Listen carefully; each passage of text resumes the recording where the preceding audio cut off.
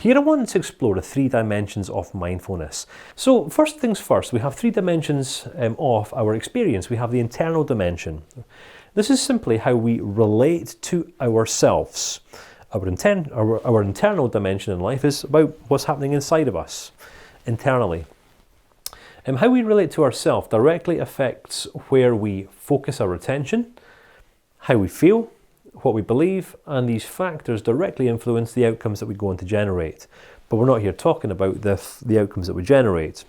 Essentially, when we're talking about our internal dimension, we're talking about our thoughts, we're talking about our feelings, our emotions, our beliefs, our ideologies, our frustrations, our angsts, our whatever else we've got going on inside.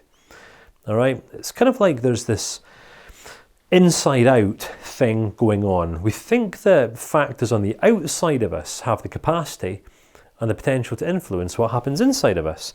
Have you ever heard a person say, I was having a conversation with Bob or Frank or Mildred or Barbara. I was having a conversation with this person and they said something and it made me feel like this. I could have gone so mad. I could have said this. I could have done that. Well, this within itself is a complete example of mindlessness. It's where a person believes that their feelings can be influenced by another person, right? It's kind of like so you and I are having a dialogue here, all right? So just on a very practical level. So I have emotions. I'm quite an emotional human being. I am, believe it or not. All right, I've learned to regulate this in recent years, but if I was to start feeling angry, all right, or start feeling frustrated or enraged or something like that, who's responsible for this? If my feelings live inside of me, who's responsible for my feelings? Who's responsible for my emotions? Is it me or is it you? Is it perhaps a therapist, maybe a government agency, perhaps the doctors, maybe a man who lives in the mountains with a bald head, a little bit like mine, perhaps who wears an orange robe, maybe the Buddha, I'm not quite sure. Who's responsible for my emotions? Is it you? Is it someone else? Or is it me? That's right, it's me. Because they're mine. All right, so if my emotions, if my emotional experience, if my internal dimension isn't being owned by me, then I guess it's going to be out of control, isn't it? Can we start to understand how it is that some people end up out of control in life? Because my internal dimension is my responsibility. And in the same way, your internal dimension is your responsibility. The thoughts that you think, the decisions that you make, the judgments, the assumptions, the biases, the discriminations, the feelings, the emotions, the angsts, the angers, all of it, it's all yours. There's a lot of folk in the world who assume that perhaps there's medication that can be taken for regulating our emotions and our behaviours and all that kind of thing. And some people will spend their whole lives going round and round in circles waiting for someone to come along who will fix them or heal them or complete them or make them whole. And as I say, some people will end up growing old, entering into a place of despair, realising that person never came along, nor will this person ever come along. So responsibility begins with us. All right, responsibility precedes all personal empowerment. The more mindfully aware we go on to become of how it is that our internal dimension impacts every aspect of our life, the more we're able to make those wiser and well-informed, grounded, emotionally regulated decisions. Yeah, makes sense? Because then we have the relational dimension. So there's how we relate to us, how we regulate us, how we manage us, and then there's how we relate to others, how we influence others, how we interact with others, how we might potentially impact others. All right? So if we're not aware of us, there's a pretty good chance that we're not going to be aware of how it is that we're influencing others. So how we relate to other people impacts how we interact with them. And how we interact with people determines the depth of connectedness that we go on to experience.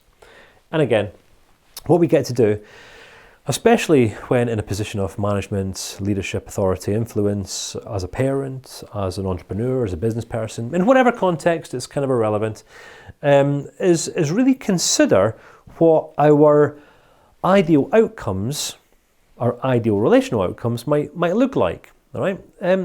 Come on, it's good to have goals in all areas of life, and our relationships are a particularly important area in which to set goals. Do we want to develop a network of connected relationships? Or do we want to be part of a network of control-centered relationships? Do we want to control people? Is our agenda to manipulate people?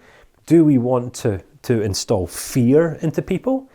Do we actually want to nurture unauthenticity in people? Because if people are scared of us, they're not going to be honest or real or authentic with us, which means that we're never actually going to know where we stand with people, and there's no organisation that can be built outside of a network of connected relationships. All right? Yeah, it might grow to a degree. Same with a family. Right? A family that is divided cannot stand. Right? A family that's disjointed and disconnected will not endure. And likewise, you have opportunity here to decide what your goal for relationships is. You can, your goal can be disconnected, disjointed relationships where people are scared of you. Perhaps you want to manipulate and control them, which is a role that many people operate out of, especially in management and leadership. That's all fear-based. Or you engage in connected relationships. Now, it's important to understand here that when I'm talking about connected relationships, this isn't where we become best friends with everyone, because we can't afford to do that. If we're in a position of authority and we make ourselves out to be everyone's best friend, then again, that's going to get taken for granted. So boundaries are essential to us building healthy and wholesome, influential relationships. Now, the relational dimension, how we relate to others, is fundamentally going to be determined by how effectively we're influencing ourselves. If we are unregulated in our thinking, in our emotional management, there's a pretty good chance we're going to be unregulated in our relating to others. Yeah?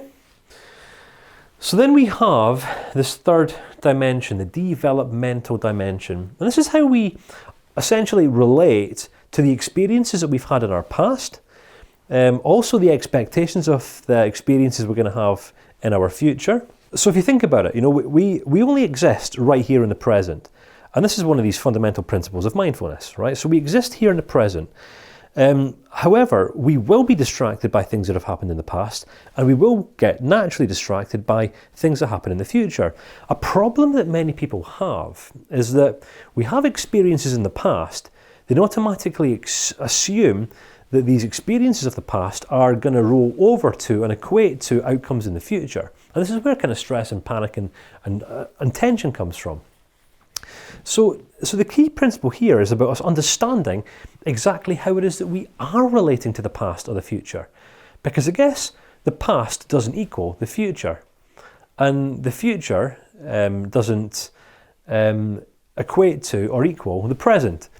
All right, the present's the here and now. And if you think about it, all we ever actually have is now. It's kind of like life is a succession of nows. Right? We have a now right now. You're watching me right now. Now that now is now a past. So it was a past now, it was a now back then, but it's not a now now. Now is the only now that we have right now. Now's a succession of nows. Now is just a now, and we can probably play this little game for the next 72 years, and we're still going to be saying, all you ever have is now, all you have is now, now, now. Let this be an anchor for you. Hear what I'm saying, all you ever have is now. All right, now is what exists. Tomorrow doesn't exist, and neither does the past. Tomorrow is just going to be a now when that eventually comes around. And yesterday or last year, that was also just a now way back when. But it's gone, it's over, and that's not happened yet, and it may never happen because you might not get any more nows once we've stopped talking about all these nows.